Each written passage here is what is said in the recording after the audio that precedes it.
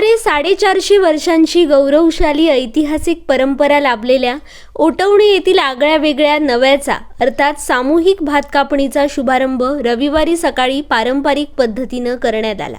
या निमित्त गणेशोत्सवात गावातील प्रत्येक घराच्या उंबरट्यावर या नव्याच्या तोरणाचा साज सजलेला होता। श्रावणानंतर शेतपीक बहरात येऊन सर्वत्र हिरवीगार शेती दृष्टीस पडते। शेतकऱ्याच्या दृष्टीनं हा सुगीचा काळ असून शेतात काबाड कष्ट करून पिकवलेलं धान्य पदरी पाडण्यासाठी नवे साजरे केले जाते।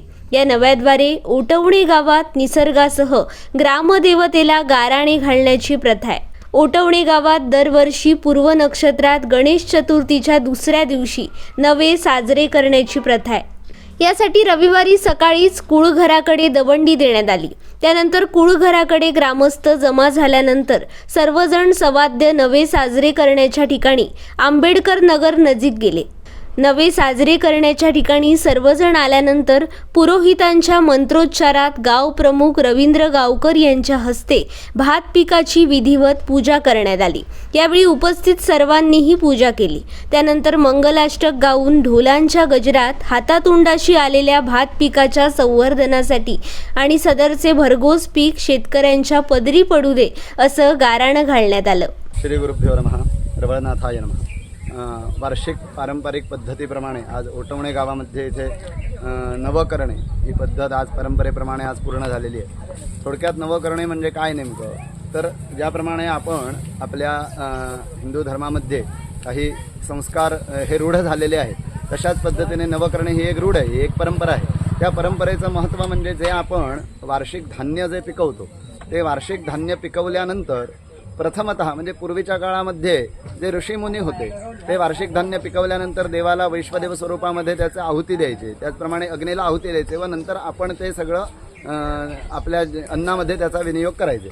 परंतु आता त्या सगळ्या गोष्टी जरी मागे पडून गेल्या असल्या तरी पण वार्षिक रूढ किंवा आपली पूर्वीची ऋषीमुनींची जी परंपरा आहे तीच पुढे सांभाळत जाणे ह्या उद्देशाने ओटवणे गावामध्ये असं नाही, बऱ्याच गावामध्ये, परंतु ओटवणे गावामध्ये सुद्धा हे नवं केलं जातं। नवं करण्यामागचं जे महत्त्वाचा उद्देश आहे तो हाच आहे की जे आपण यावर्षी नवीन धान्य पिकवलेलं आहे ते नवीन धान्य पिकवलेले धान्य हे प्रथमतः देवाला अर्पण करून त्यानंतर आपले जे पितृरूपी जे काही देव आहेत त्या सर्व पितृरूपी देवांना अर्पण करून नंतर आपण त्याचा वापरामध्ये आणणे, त्यासाठी ही सुरुवात केली जाते।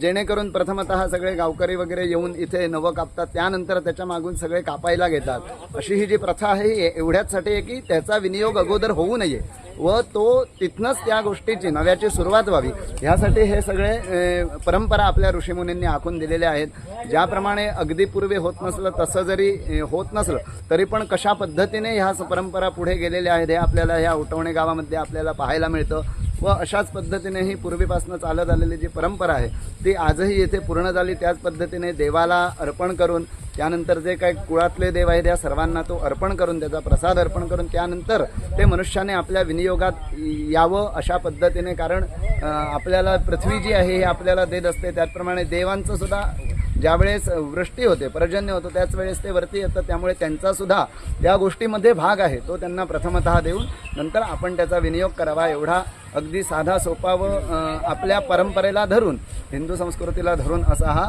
नवं करण्याचा एक परंपरा आहे ती आज इथे पूर्ण झालेली आहे। धन्यवाद। यावेळी भात कापणी करून कापलेले नवे कापडात लपेटून ग्रामस्थ पुन्हा सवाद्य कुळघराकडे सवाद्य निघाले।